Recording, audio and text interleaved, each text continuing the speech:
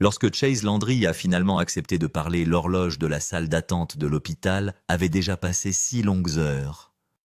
6 heures de silence à faire les 100 pas et à fixer une paire de doubles portes, qui ne s'étaient pas ouvertes une seule fois depuis que les médecins avaient précipité son père à l'intérieur. Les lampes fluorescentes au-dessus de lui bourdonnaient doucement seul son dans une pièce qui semblait bien trop propre et calme par rapport au chaos qui résonnait encore dans son esprit. Ce qu'ils ont sorti du canal le plus profond du bassin de l'Atchafalaya à 3h40 hier matin n'était pas un alligator. Son père Troy Landry, connu dans tout le pays comme le roi du marais, pourrait ne pas survivre à ce qui s'est passé lorsque cette chose est remontée à la surface. L'histoire commence dans un endroit que la plupart des chasseurs de marais connaissent, mais dont ils parlent rarement ouvertement, une étendue d'eau, au cœur du labyrinthe de bayous connu sous le nom de Forbidden Channel, canal interdit. Depuis des générations, la famille Landry travaille dans les marais du sud de la Louisiane. 3 générations de chasseurs qui connaissent chaque coude caché dans l'eau, chaque racine de cyprès, chaque parcelle de végétation flottante où un énorme alligator pourrait se cacher. Ils opèrent dans des eaux que la plupart des étrangers peuvent à peine naviguer, chassant des reptiles assez puissants pour retourner un petit bateau et assez fort pour entraîner un homme adulte sous l'eau si on leur en donne l'occasion. Mais même parmi les hommes qui gagnent leur vie dans les eaux dangereuses, il y a un endroit qui a une réputation qu'aucun d'entre eux n'aime, le chenal le plus profond du bayou Sorel. C'est une étendue d'eau qui ne se comporte pas comme le reste du marais. Les cartes de profondeur ne semblent jamais correspondre à ce qu'indique le sonar. Les courants se déplacent dans des directions étranges, comme si quelque chose sous la boue redirigeait le flux.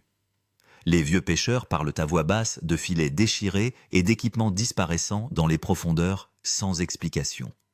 La plupart des gens évitent tout simplement cette zone. Troy Landry avait entendu parler de ce canal bien avant de devenir le chasseur légendaire que l'on connaît aujourd'hui. Enfant, il a appris à faire passer des lignes d'alligators aux côtés de son grand-père, écoutant attentivement le vieil homme lui expliquer quels endroits valaient la peine d'être travaillés et lesquels il valait mieux laisser en l'état. « Cette eau descend plus bas qu'elle ne le devrait », lui avait dit le vieil homme un soir, alors qu'il vérifiait leurs lignes au coucher du soleil. « Plus profond que tout ce qui se trouve dans ce marais. On dit qu'elle est reliée à des rivières souterraines qui étaient là avant que le Mississippi ne trouve son chemin. » La voix du vieil homme était devenue plus grave à mesure qu'il continuait. « Des choses vivent là-dessous qui n'ont rien à faire dans notre monde. Alors, n'oublie pas ceci, mon garçon, laisse ce canal tranquille. Il n'y a rien de bon à faire remonter ce que le marais a enterré. » Pendant 64 ans, Troy a suivi ce conseil. Il a bâti sa réputation en chassant dans presque tous les coins du bassin. Il a attrapé des milliers d'alligators et est devenu l'un des chasseurs de marais les plus respectés de Louisiane. Mais pendant toutes ces décennies, il n'a jamais posé une ligne dans le Forbidden Channel, jusqu'à ce qu'il y ait 3 jours. La chaîne d'événements qui l'a poussé à enfreindre cette règle a commencé par un équipement que la plupart des chasseurs de marais jugeraient excessif, un sonar de qualité commerciale conçu pour la pêche en haute mer. Troy l'avait récemment installé sur son bateau, en partie par curiosité et en partie parce qu'il aimait savoir exactement ce qui se déplaçait sous sa coque. La semaine dernière, alors qu'il était au ralenti près du bayou Sorel, l'écran du sonar s'est allumé et il a immédiatement coupé le moteur.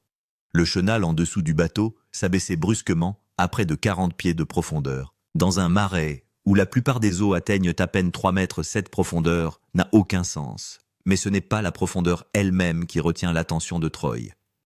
Au bas de l'écran, le sonar signale une forme. Ce n'est ni un rocher, ni un débris. Le système l'a qualifié de biologique. La masse était énorme, s'étendant sur l'écran en une forme longue et dense qui semblait presque trop grande pour être enregistrée correctement. Les relevés suggéraient une créature d'au moins 30 pieds de long, bien plus lourde que ce qu'une structure corporelle d'alligator devrait être capable de produire. Ce jour-là, Chase Landry se tenait aux côtés de son père et a vu la même image défiler sur l'écran. Mais Troy n'a pas écarté l'hypothèse aussi facilement. Il a fait le tour du bateau au-dessus de l'endroit. Le signal s'est resté. Il a de nouveau survolé le canal. La forme réapparaît exactement là où elle était auparavant, immobile au plus profond de l'eau, comme si elle s'y était installée définitivement. Pour Troy Landry, la curiosité a toujours été plus forte que la prudence. Si une chose aussi grosse existait vraiment dans ces eaux, ce serait la prise de toute une vie, le genre de découverte qui éclipserait tous les alligators qu'il avait jamais sortis du marais. Chase a essayé de l'en dissuader. Jacob Landry aussi. Même Cheyenne Pickle Witt, qui n'a jamais été connu pour reculer devant le danger, s'est senti mal à l'aise à l'idée. Mais une fois que Troy avait décidé quelque chose, il était rare qu'il s'en détourne.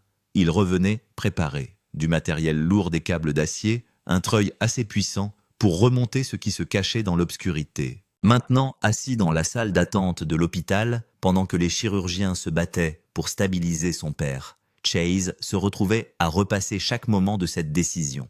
Il aurait aimé refuser, il aurait aimé s'éloigner, mais il ne l'avait pas fait. Il avait aidé à tracer les lignes. Il était là quand ils ont tiré des profondeurs quelque chose qui aurait dû rester enfoui à jamais. La tentative a commencé tôt le matin du 18 novembre, bien avant le lever du soleil.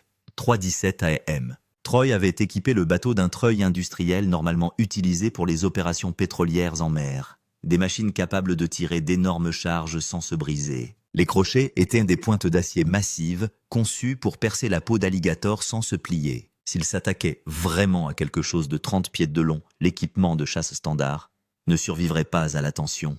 Le sonar a confirmé que la créature était toujours là, exactement à l'endroit où elle se trouvait auparavant. Troy a manœuvré le bateau directement au-dessus de la cible et a coupé le moteur pour éviter que les vibrations ne dérangent ce qui se cachait en dessous. Travaillant rapidement mais soigneusement, il a préparé l'appât de grandes sections de viande de cerf combinées à plusieurs poulets entiers. Assez d'odeur pour attirer n'importe quel prédateur dans l'eau. L'hameçon glisse sous la surface. Le câble suit disparaissant dans le noir. Même avec de puissants projecteurs braqués sur l'eau, la visibilité disparaît après les 3 premiers mètres. Au-delà, le marais engloutit tout. À 40 mètres de profondeur, la ligne se relâche alors que l'appât atteint le fond. Ils attendent alors. Les minutes s'écoulent lentement tandis que l'odeur dérive dans l'eau profonde. Le bateau se balance doucement dans le courant tandis que tout le monde surveille le câble à la recherche du moindre mouvement. 23 minutes plus tard, la ligne se rompt. La force a presque arraché le treuil de son support. Troy enclencha immédiatement le moteur de récupération et le câble commença à s'enrouler avec un profond gémissement métallique. L'écran numérique du treuil clignota au fur et à mesure que le poids s'enregistrait. 8000 livres. Et ça grimpait. Ce qui avait mordu à l'hameçon était énorme. Le câble vibrait sous l'effort bourdonnant comme une corde de guitare trop tendue. Chase se tenait à côté de son père, regardant dans l'eau et attendant le premier coup d'œil de ce qu'ils avaient accroché. Lentement, incroyablement lentement, le treuil a commencé à soulever quelque chose des profondeurs. Mais l'eau autour du bateau ne s'est pas comportée comme elle le fait normalement lorsqu'un alligator accroché se bat contre la ligne. Au lieu d'une violente agitation, la surface se met à vibrer d'une profonde vibration qui semble traverser la coque elle-même. Le bateau tout entier tremble comme si quelque chose en dessous se déplaçait avec une force immense. Une basse pression emplit l'air, un étrange grondement subsonique qui fait mal aux dents. « Papa, je ne me sens pas bien », dit Chase à voix basse en posant sa main sur l'épaule de Troy. Son instinct lui criait d'arrêter. « Peut-être devrions-nous couper la ligne », dit-il avec insistance. « Ce n'est pas naturel. » Mais Troy Landry n'avait jamais reculé devant un combat de sa vie, et il n'était pas prêt de commencer à le faire maintenant. Le treuil continua à tirer, et à 347, la surface du bayou Sorel avait éclaté lorsque la créature avait ouvert une brèche. Ce qui était sorti de l'eau défiait toute description, même maintenant des heures plus tard, lorsque Chase essayait de l'expliquer à des gens qui n'en avaient pas été témoins. Ce n'était pas un alligator, ce n'était pas un poisson. C'était quelque chose qui semblait appartenir aux fosses les plus profondes de l'océan. Une créature au corps allongé couvert d'écailles, qui semblait absorber la lumière plutôt que la refléter avec une tête trop grande et trop anguleuse, et avec des appendices qui n'étaient pas tout à fait des nageoires, ni tout à fait des jambes. Quelque chose entre les deux qui suggérait qu'elle pouvait se déplacer dans l'eau et potentiellement sur la terre ferme. Chase se souviendrait toujours des yeux. Ce n'étaient pas les yeux réfléchissants d'un alligator ou les yeux morts d'un poisson, c'étaient des yeux avec une intelligence derrière eux, une conscience qui semblait reconnaître ce qui se passait et calculer la réponse. Et dans ce moment de reconnaissance horrifiée, chaque homme sur le bateau s'était mis à crier simultanément une réaction primitive à la vue de quelque chose qui ne devrait pas exister. La créature était sortie de l'eau, depuis peut-être 5 secondes entièrement exposée aux lumières du bateau, lorsque le câble du treuil s'est rompu, non pas effiloché ou en train de se rompre progressivement, mais il s'est rompu net, comme s'il avait été coupé, malgré le fait qu'il s'agisse d'un câble en acier, conçu pour supporter le double du poids qu'il supportait actuellement. La créature est retombée dans l'eau avec une éclaboussure qui a violemment secoué le bateau, manquant de le faire chavirer, et a disparu dans les profondeurs du chenal. Mais ces 5 secondes avaient suffi. Troy avait saisi un crochet de gaffe, réaction instinctive du chasseur lorsqu'il voit un trophée s'échapper, et l'avait lancé vers la créature au moment où elle tombait. La gaffe avait touché, avait même percé quelque chose, mais on ne savait pas si elle avait vraiment accroché la créature ou si elle l'avait juste effleurée. Ce qui était clair, c'était la réaction de la créature. Quelque chose avait jailli de l'endroit de la blessure, un jet de liquide qui avait frappé Troy directement au visage et à la poitrine, avant que quiconque ne puisse réagir. Troy avait crié un son comme Chase n'en avait jamais entendu de la part de son père, et s'était effondré sur le pont s'agrippant au visage. Le liquide, quel qu'il soit, brûlait sa chemise, provoquait des cloques et des gonflements sur sa peau, était manifestement toxique d'une manière qui n'avait rien à voir avec les bactéries ou les défenses biologiques normales. Chase avait pris des seaux, avait versé de l'eau de la glacière sur son père pour essayer de diluer ce que la créature avait pulvérisé, mais le mal était déjà fait. Le visage de Troy, enflé, sa respiration devenait laborieuse, et ses yeux, les parties que Chase pouvait voir à travers l'enflure, montraient des pupilles qui se dilataient et se contractaient selon des schémas irréguliers rapides qui suggéraient un impact neurologique. Ils avaient abandonné la chasse, immédiatement avaient allumé le moteur et s'étaient précipités vers la civilisation, appelant les hôpitaux à l'avance et essayant de décrire des symptômes qui n'avaient aucun sens pour les répartiteurs d'urgence. Et derrière eux, dans les eaux sombres du chenal le plus profond du bayou Sorel, quelque chose était retombé dans les profondeurs où il avait apparemment vécu sans être dérangé jusqu'à ce que le sonar de la famille Landry le trouve et que l'obsession de Troy le ramène à la surface. La blessure de Troy. Troy était conscient, lorsqu'ils avaient atteint la rampe de mise à l'eau de Pierre Part, à peine sa voix était rauque, alors qu'il essayait de dire à Chase quelque chose d'important. Il savait, avait murmuré Troy ces mots, étant brouillé par le gonflement qui lui obstruait la gorge. Il comprenait ce que nous faisions, ce n'était pas de l'instinct animal, c'était de l'intelligence. L'ambulance était arrivée en quelques minutes, les secouristes avaient constaté l'état de Troy et avaient immédiatement demandé un transport par hélicoptère vers le centre médical régional Our Lady of the Lake à Bâton Rouge, l'établissement le plus proche disposant de spécialistes en toxicologie et de capacités de soins intensifs. Chase était monté dans l'hélicoptère, regardant les médecins essayer de stabiliser son père tout en posant des questions sur ce qui avait causé la blessure, questions auxquelles Chase ne pouvait pas répondre, au-delà du fait que quelque chose dans l'eau l'avait pulvérisé. À l'hôpital, le service de toxicologie avait prélevé des échantillons de sang, avait prélevé des résidus sur la peau et les vêtements de Troy, et avait envoyé le tout au laboratoire pour une analyse d'urgence. Les résultats étaient revenus 3 heures plus tard et avaient laissé l'équipe médicale déconcertée. Le composé toxique ne figurait dans aucune de leurs bases de données. Il ne s'agissait ni de venin de serpent, ni de toxines de méduse, ni d'aucune des défenses biologiques connues utilisées par les créatures. La structure moléculaire était complexe et présentait des éléments qui semblaient délibérément conçus pour attaquer le système nerveux humain et provoquer une dégradation rapide des cellules. Le docteur Sarah Chen, la toxicologue chargée du traitement de Troy, avait pris Chase à part pour une conversation qui ressemblait plus à un interrogatoire. Les symptômes de votre père correspondent à une exposition à une neurotoxine synthétique, quelque chose créé en laboratoire, pas quelque chose qui se produit naturellement. Mais vous me dites qu'il a été pulvérisé par une créature dans le bayou. Cela n'a pas de sens biologique, à moins que nous ayons affaire à une espèce qui a été génétiquement modifiée ou à quelque chose qui n'est pas originaire de la voie naturelle d'évolution de la Terre. Chase lui avait montré la vidéo. Dans le chaos de l'attaque, il avait réussi à capturer environ 12 secondes d'image sur son téléphone tremblante et sombre, mais montrant suffisamment l'émergence de la créature et l'attaque par pulvérisation pour confirmer son histoire.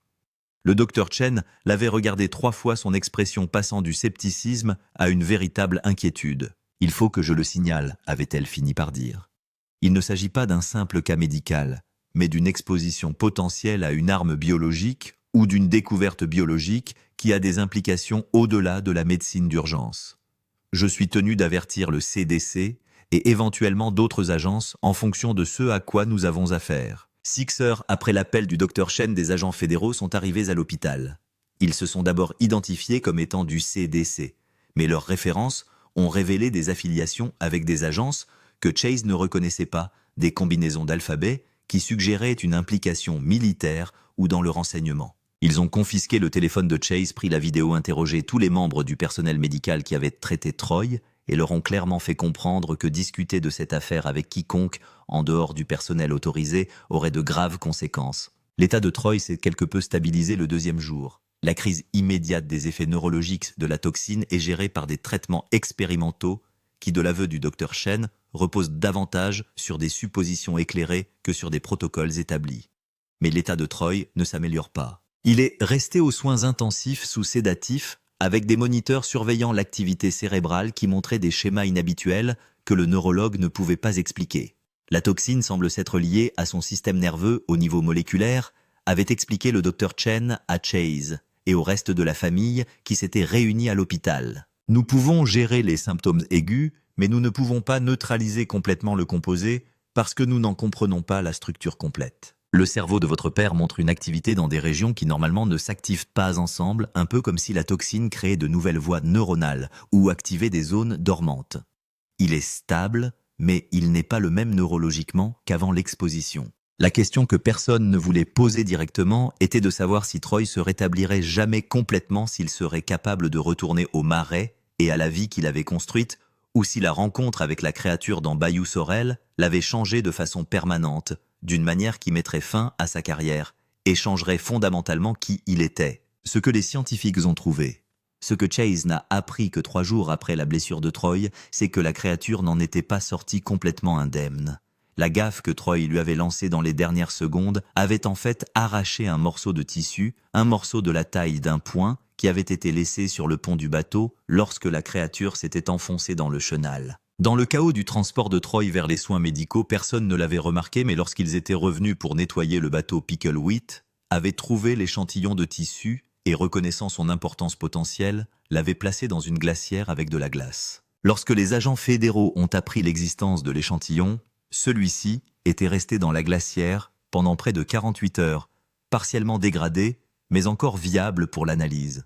Les agents l'ont immédiatement saisi et l'ont transporté dans un établissement qu'ils ont refusé d'identifier à Chase ou à la famille. Mais 3 jours plus tard, un scientifique s'est présenté à l'hôpital pour demander à parler à Chase en privé de ce qu'ils avaient trouvé. Le docteur Marcus Webb s'est présenté comme un biologiste marin sous contrat avec la NOAA, bien que ses références suggèrent des affiliations avec des programmes de recherche de la défense qui n'ont rien à voir avec le travail océanographique normal.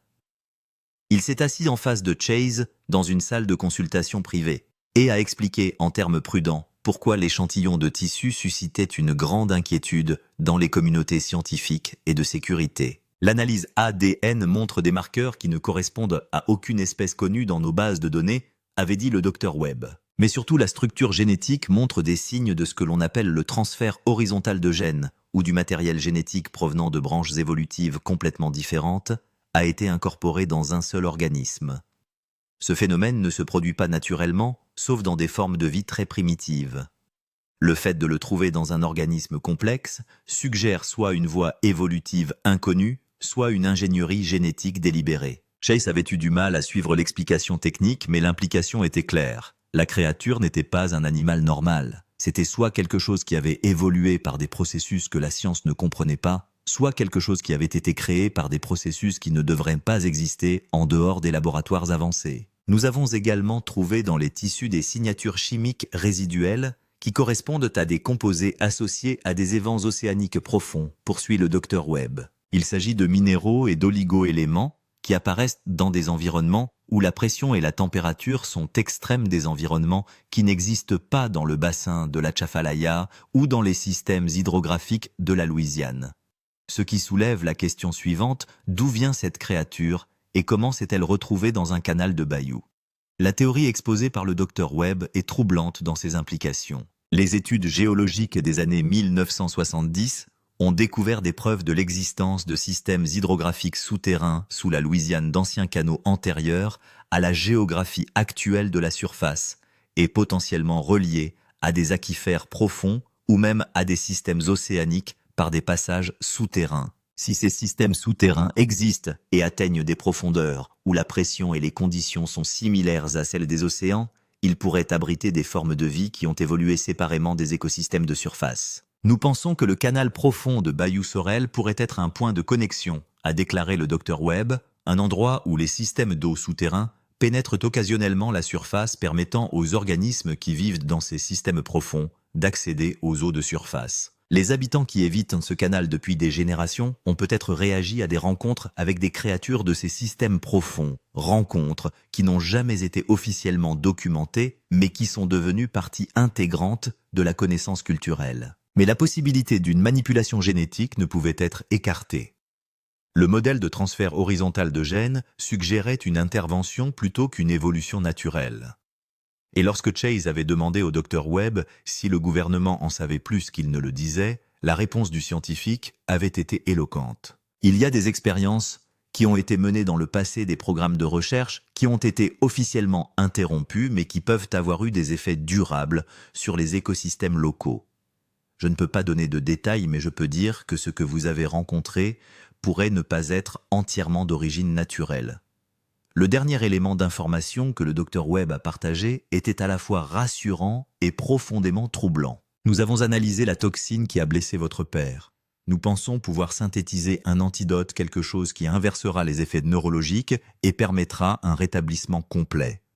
Mais pour produire l'antidote, il faut comprendre la structure complète de la toxine, ce qui signifie que nous avons besoin d'un autre échantillon, ce qui signifie que quelqu'un doit retourner dans ce canal et capturer un autre spécimen, ou au moins obtenir d'autres échantillons de tissu. Le Dr Webb demandait à la famille Landry de retourner à Bayou Sorel pour rencontrer délibérément la créature qui avait presque tué Troy et risqué d'autres blessures pour le bien de la science et pour la chance de guérir complètement Troy.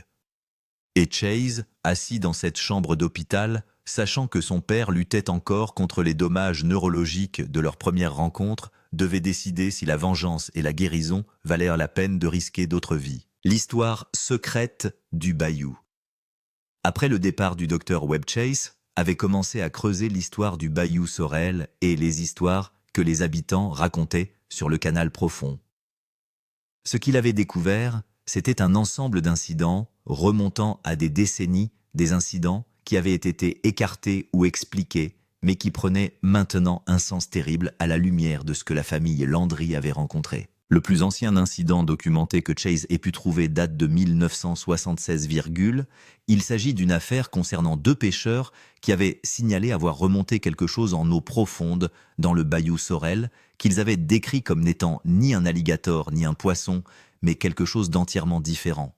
Leur bateau avait été retrouvé chaviré le lendemain. Les 2 hommes s'étaient noyés bien que les circonstances de la noyade aient été suspectes, car les 2 hommes étaient des nageurs expérimentés et l'eau où ils avaient été trouvés n'était pas particulièrement profonde ou dangereuse. Les rapports officiels avaient incriminé une défaillance de l'équipement et une éventuelle consommation d'alcool, bien que les membres de la famille aient insisté sur le fait que les 2 hommes étaient sobres et compétents. Plus important encore, des échantillons prélevés sur le corps d'une des victimes avaient révélé des traces d'une toxine inconnue que le coroner de l'époque avait attribuée à une contamination par des eaux de ruissellement industriel, mais la description correspondait à ce qui était arrivé à Troy.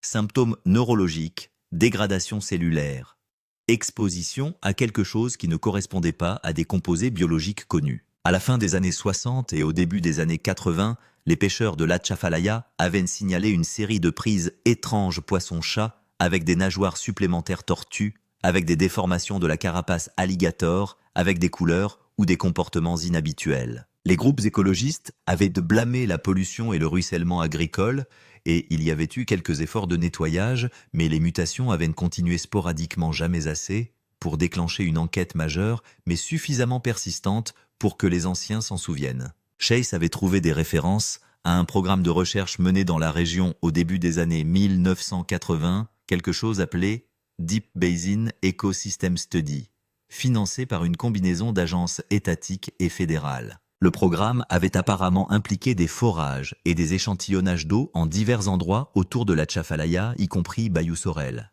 Mais les résultats du programme n'avaient jamais été publiés publiquement, et l'installation qui avait mené la recherche avait fermé en 1984 dans des circonstances qui n'étaient pas tout à fait claires. Le plus troublant étaient les histoires que Chase avait entendues de Cajuns âgés qui se souvenaient que leurs parents et grands-parents parlaient de choses dans les eaux profondes bien avant toute recherche gouvernementale ou tout incident documenté. Ces histoires décrivaient des créatures qui émergeaient pendant les inondations ou après les grandes tempêtes, des choses qui avaient l'air bizarre, qui bougeaient mal, qui semblaient venir des profondeurs de la terre plutôt que de l'écosystème normal du bayou. Une histoire racontée à Chase par un homme de 92 ans nommé Baptiste Thibodeau, qui avait vécu toute sa vie dans la région de l'Atchafalaya, était particulièrement effrayante. Mon papa m'a raconté qu'à l'époque des 1920, avant qu'ils ne commencent à contrôler les inondations et à les canaliser, il y avait des endroits où l'eau bouillonnait par en dessous, où les rivières souterraines se frayaient un chemin, et vous pouviez voir l'eau venir des profondeurs de la terre. Et parfois des choses surgissaient avec cette eau, des choses qui ne survivaient pas longtemps dans notre monde, mais qui étaient vivantes, là en bas dans l'obscurité. Les anciens savaient qu'il ne fallait pas s'approcher de ces endroits, qu'il ne fallait pas ouvrir certaines portes, parce qu'on ne peut pas contrôler ce qui passe. Baptiste avait spécifiquement mentionné le canal profond de Bayou Sorel comme l'un de ces endroits dangereux, un endroit où les systèmes souterrains font parfois irruption à la surface. Le canal s'est approfondi, avait-il dit. Quand j'étais jeune, il y avait peut-être 20 pieds au point le plus profond. Maintenant, tu dis 40 pieds. Cela signifie que le sous-sol ronge le fond, que la connexion devient plus forte. Ce que ton père a trouvé pourrait être juste le premier de ce qu'il y a là-dessous, ou pourrait être quelque chose qui a toujours été là-dessous, mais qui est finalement assez grand et assez vieux pour se défendre quand quelqu'un l'embête. L'avertissement de Chase. Chase était retourné dans le chenal profond du Bayou Sorel, une fois de plus 4 jours après la blessure de son père, non pas pour chasser, non pas pour poser des lignes, mais pour confirmer quelque chose qu'il pensait avoir vu dans les derniers instants avant qu'il ne s'enfuit avec le corps blessé de Troy. Il était allé seul, à la lumière du jour, sans aucune intention de déranger ceux qui vivaient dans ces profondeurs, juste pour observer, se documenter, comprendre. Le sonar avait montré que la créature était toujours là, ou que quelque chose l'était. Elle s'était installée au même endroit au bas de la chute de 40 pieds, mais il y avait plus. De multiples lectures maintenant, des signatures plus petites, entourant la plus grande disposée, selon des motifs qui suggéraient soit plusieurs créatures, soit un seul organisme, avec une sorte de structure de colonie. Les habitants du canal profond, si c'est bien ce qu'ils étaient devenus actifs d'une manière que le sonar laissait supposer qu'ils ne l'étaient pas normalement. Mais ce que Chase avait vu de ses propres yeux était ce qui l'avait convaincu de parler publiquement, malgré les avertissements de l'agent fédéral concernant le silence. Alors qu'il était assis dans son bateau à observer l'eau, quelque chose avait fait surface à environ 50 mètres de sa position. Ce n'était pas la créature massive qu'ils avaient crochetée, mais quelque chose de plus petit, peut-être 10 pieds de long, avec des caractéristiques similaires. Elle avait ouvert une brèche partielle, juste assez pour exposer sa tête, et elle avait regardé directement le bateau de Chase avec ses mêmes yeux intelligents. Puis il a émis une voix. Pas le mugissement d'un alligator ou le clapotis d'un poisson, mais un son qui ressemblait presque à un discours, un ensemble complexe de tonalités qui suggérait une communication plutôt qu'un simple bruit animal. Et depuis l'eau autour du bateau de Chase, d'autres sons avaient répondu, créant un chœur qui montrait clairement qu'il ne s'agissait pas d'une créature unique, mais d'une population, d'une communauté de choses vivant dans le canal profond de Bayou Sorel et qui coordonnaient leur réponse à l'intrusion humaine. Chase était parti immédiatement, comprenant qu'il était averti que les créatures faisaient comprendre que toute nouvelle tentative de les capturer ou de leur faire du mal serait accueillie par une défense coordonnée. Et il avait pris une décision qui, il le savait, aurait un impact sur les affaires et la réputation de sa famille. La famille Landry suspendait toutes les opérations dans les eaux profondes de Bayou Sorel pour une durée indéterminée, et il rendait public un avertissement aux autres chasseurs et pêcheurs pour qu'ils évitent la zone. « Mon père est l'un des hommes les plus durs que j'ai jamais connus », a dit Chase à la caméra lorsqu'il a finalement accepté d'enregistrer sa déposition. Il a survécu à des attaques d'alligators, à des pannes d'équipement, à des tempêtes qui auraient tué la plupart des gens. Mais ce que nous avons remonté de ce canal, ce qui vit là-dessous, dans des eaux qui se connectent à des endroits que nous ne comprenons pas, ce n'est pas quelque chose que nous pouvons chasser, ce n'est pas quelque chose que nous devrions déranger. Et quiconque ignore cet avertissement et va chercher ce qu'il y a dans ces profondeurs, vous risquez plus que votre vie. Vous risquez des choses pour lesquelles nous n'avons pas encore de mots. La déclaration a été communiquée aux médias locaux et à l'équipe de production de Swamp People le 23 novembre. En quelques heures, elle est devenue virale, partagée sur les médias sociaux par des personnes fascinées par la cryptozoologie et les phénomènes inexpliqués. Les agents fédéraux ont de nouveau contacté Chase, le menaçant de conséquences pour avoir violé leurs instructions sur le silence. Mais Chase a refusé de faire marche arrière, arguant que la sécurité publique exigeait d'avertir les gens des dangers du canal profond de Bayou Sorel. Troy est resté en soins intensifs, montrant une lente amélioration, mais présentant toujours des anomalies neurologiques que les médecins ne pouvaient pas entièrement expliquer. Le docteur Webb avait de nouveau proposé à Chase de revenir pour obtenir des échantillons, offrant une compensation financière substantielle et promettant une protection de qualité militaire. Mais Chase avait refusé, avait fait comprendre que la rencontre de la famille Landry avec les habitants du Deep Channel était terminée, quelle que soit la valeur scientifique ou le potentiel de guérison totale de Troy. Certaines choses sont destinées à rester dans les profondeurs, avait dit Chase au docteur Webb lors de leur dernière conversation. Mes ancêtres le savaient, les anciens Cajuns le savaient. Nous l'avons oublié parce que nous sommes devenus arrogants avec notre technologie et notre sonar, et parce que nous croyons comprendre ce marais. Mais nous ne le comprenons pas.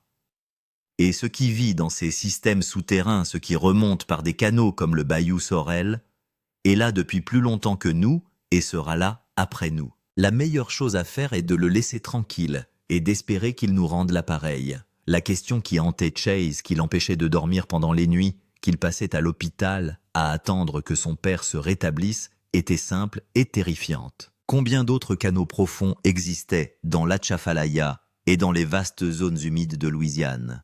Combien d'autres endroits étaient reliés à des eaux souterraines où les choses évoluaient dans l'obscurité et la pression? Et combien de temps avant que le sonar de quelqu'un d'autre ne trouve quelque chose qu'il ne pourrait pas s'empêcher de chasser, déclenchant des rencontres qui feraient paraître ce qui est arrivé à la famille Landry comme bénin en comparaison? Troy Landry a combattu des alligators de plusieurs milliers de kilogrammes pendant 40 ans sans crainte. Mais ce que son fils a tiré du canal le plus profond du Bayou Sorel n'était pas un alligator. C'était quelque chose provenant d'eau souterraine qui ne devrait pas être connectées à la surface, quelque chose doté d'une intelligence et de défense qui ont failli tuer le roi du marais. Chase parle maintenant parce que le silence signifie que davantage de chasseurs ignoreront les avertissements que les habitants connaissent depuis des générations. Certaines profondeurs sont interdites pour des raisons qui vont au-delà de la superstition, et ce qui y vit défend enfin son territoire.